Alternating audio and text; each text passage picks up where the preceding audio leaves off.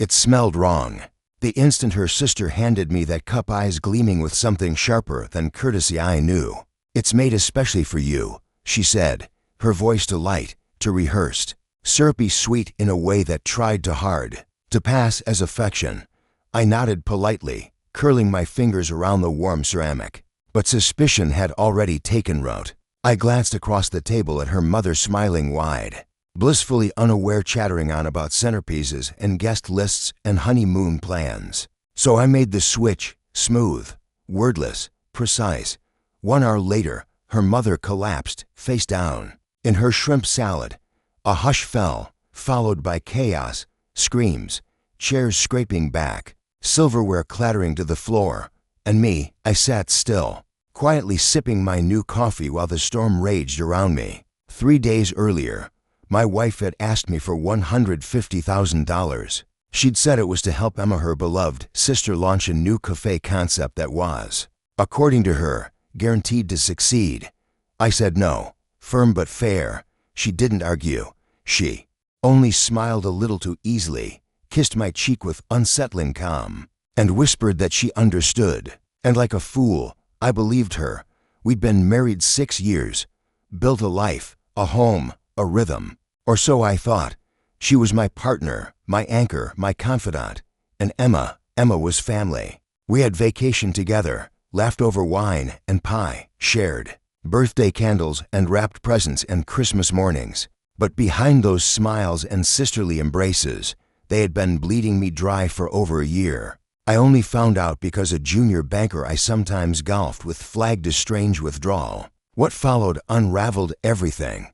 There were hidden accounts, secret transfers, forged loan applications, my signature expertly copied. The betrayal went far beyond money. It was personal, it was surgical, it was cold, the way they smiled in my face, the way Sarah played the loving wife, the way Emma giggled like a sweet niece while stabbing my back with manicured precision. And I had defended them, trusted them, protected them. I didn't explode, didn't confront, not yet. Instead, I started watching, digging, connecting dots. Emma's business was no cafe. It was a laundering front. My money was the detergent. And Sarah, she wasn't a bystander. She was the architect. The cafe would never open. It wasn't meant to. They were going to vanish, take my fortune, destroy my credit, bury my name, and disappear into sunlit freedom. Except they miscalculated. They thought I was predictable. They thought I wouldn't fight back.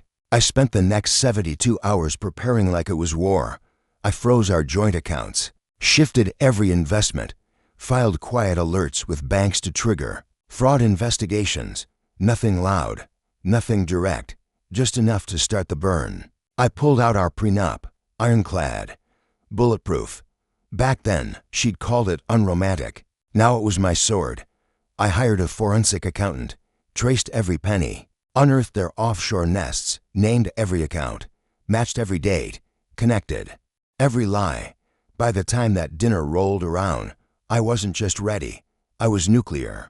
We met at her parents' house, a long white linen table, flickering candles, polished silver, laughter soaked in red wine. Everyone was there: Sarah, Emma, her parents, cousins, even the neighbor with the loud watch. Emma poured the coffee herself. She made a little scene out of it. "Special blend, just for you," she cooed, flashing a smile that didn't reach her eyes. I took it, breathed it in, and knew. While she turned to refill someone's glass, I leaned ever so slightly and switched my cup with her mother's, a quiet sleight of hand. No one noticed, until her mother's body folded into the tablecloth. Sarah screamed. Emma dropped the coffee pot. I stood up and calmly called for an ambulance. "Food poisoning," I said, smooth and clear. "Standard protocol." The paramedics arrived. They stabilized her mother, wheeled her out. The room was frozen. Every face turned toward me, suspicion rising behind wine-glazed eyes. "Perfect." I stood, lifted my glass gently. "I'd like to make a toast," I said. They stared, knives poised above untouched dessert. "To family," I continued, "and to knowing exactly who you're sitting beside at the table." Silence stretched, tight, electric. Then I reached into my coat and pulled out a flash drive. "Since you all seem to enjoy your coffee, Here's a taste of what Sarah and Emma have been brewing behind my back. Click. The screen behind me came alive. Bank statements, wire transfers, falsified, contracts, Emma's bank accounts, dates, amounts, signatures, mine, forged, hers, real, gasps.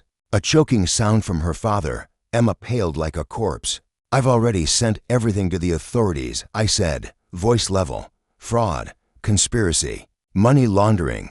I turned slowly to Sarah. An attempted poisoning. She stared at me, lips parted, face drained of everything but fear.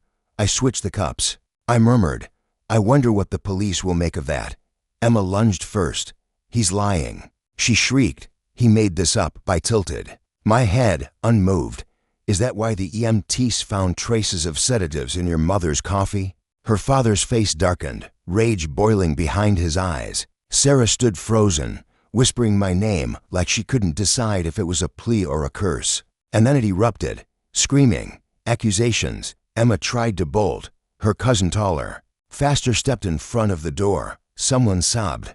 Another knocked over a glass, and I watched, still, silent, letting it fall apart. The police came within the hour.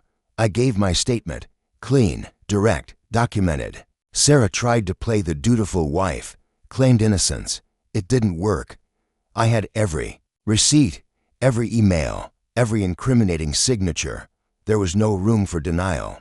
Emma caved first, tried to cut a deal, tried to throw Sarah under the bus. Didn't help her. The charges stuck. 1 week later, I filed for divorce, fraud, theft, attempted poisoning. The prenup kicked in. She got nothing. I seized their assets legally, methodically draining every cent they had siphoned from me. Their cafe dream crumbled.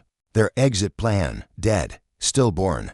I saw Sarah once more in court. She looked hollow, sunken, a shell of the woman I married. She tried to meet my eyes.